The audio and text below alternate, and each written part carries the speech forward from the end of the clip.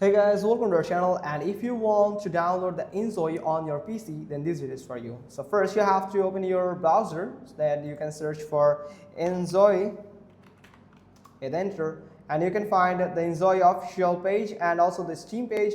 So first let me show you from the official page that it is developed by the Crafton, the well-known developers here.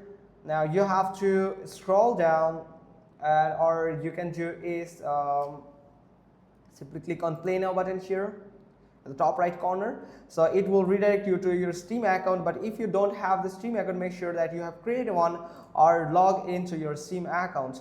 Then you can do is when you are on Steam like this, it can tell you that to log into your account or create one if you don't have one already.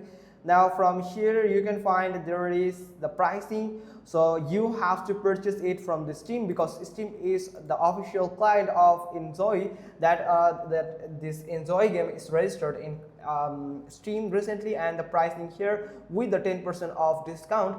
Now you have to add to cart. Simply click on add to cart. When you have added your this Inzoi game to your cart, you can simply click on view my cart, and from here let me remove this RDR. So from here Inzoi, now you have to do is simply click on continue to payment, and make sure that you have added a payment method, or you can choose a payment method from here like PayPal, your Visa card, your Master card, your American Express card or bank account, then Discover or JCB. So I'm going to with the PayPal. Now simply click on continue.